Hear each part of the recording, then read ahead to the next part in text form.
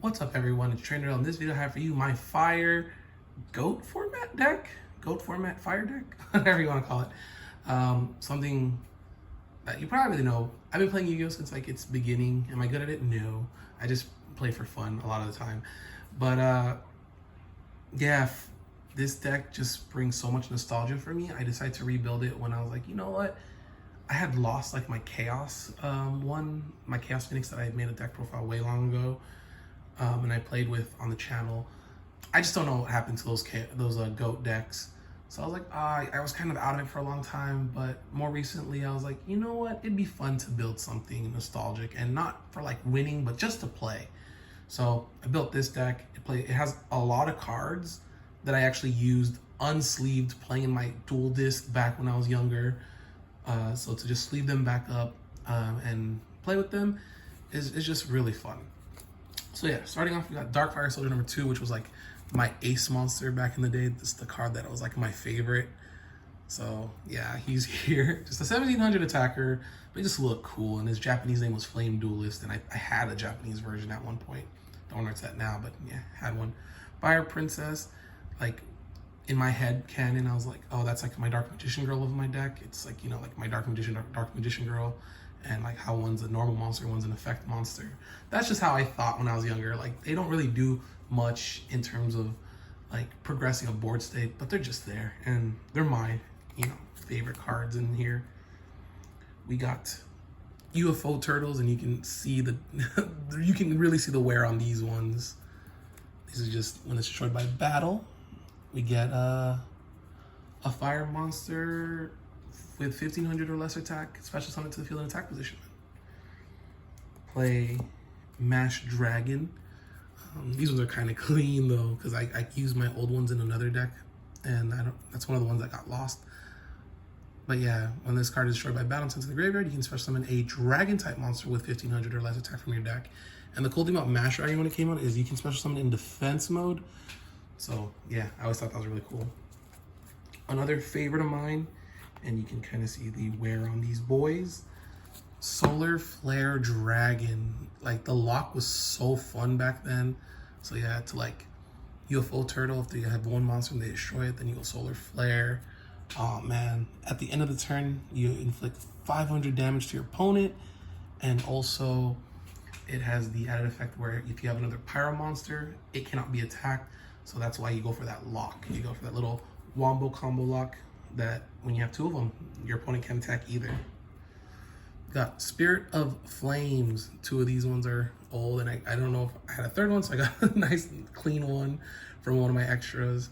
But yeah, just cannot be normal summon or set, but can be special summoned from your hand by banishing a fire monster from the graveyard. And during the attack phase, you get 300 extra attack. So yeah, that's what, you know, you throw all the UFO turtles and masked dragons for. Running 2 Gaiasoul, the combustible collective, because you can tribute up to 2 pyro monsters on your side of the field, and if you do increase its attack by 1,000 for each. And this has the piercing ability, so when it attacks opponent's monster in defense position, they take the difference as damage.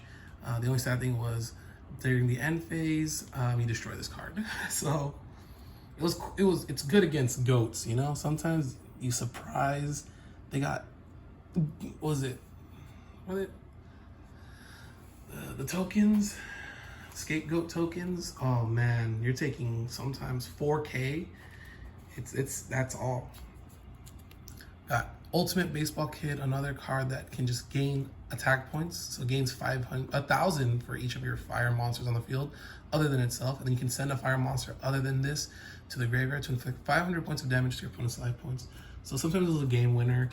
You just win games with it. It was like my old school Cowboy. It's probably one of the reasons why I like Cowboy to this day, because sometimes you can get in some heavy damage and then you just sacrifice all the stuff.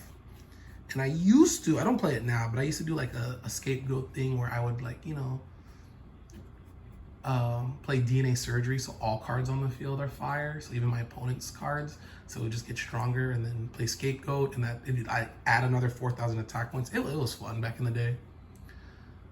My Thestalos, the Firestorm Mark, and he's seen better days, but yeah, he was the Monarch card.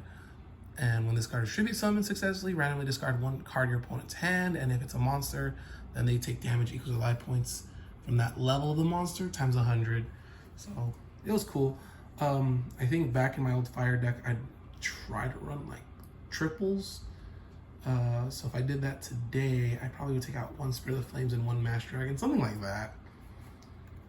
We got the 2 Molten Destruction. I used to run 3 when I was younger. This just increases all the attack of fire monsters by 500, but lowers their defense by 400. Not that that really mattered.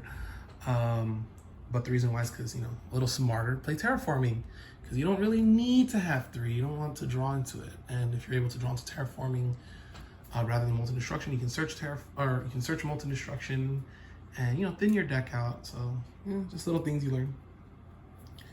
We got some of my advantage cards like Pot of Greed. You know, these are the bread and butter, the staples. The Graceful Charity, Delinquent Duo. There's not much to say about this. Snatch Steal, Premature Burial, Mystical Space Typhoon, Heavy Storm, Book of Moon, so then I can play Nobleman a cross out. 2 Smashing Rounds. I think, man, I don't know. Would I play more? Would I switch out Book of Moon for another Nobleman? Probably, or you can kind of change the ratios to this. You can like do another Nobleman a cross out, or take out this Book of Moon, put another, yeah, I don't know. Can you play 3 Smashing Rounds? I'm not too sure. Or even like add an extra, oh, I think this is at 2 at this time, but creature swap to give them UFO Turtle or Mass Dragon.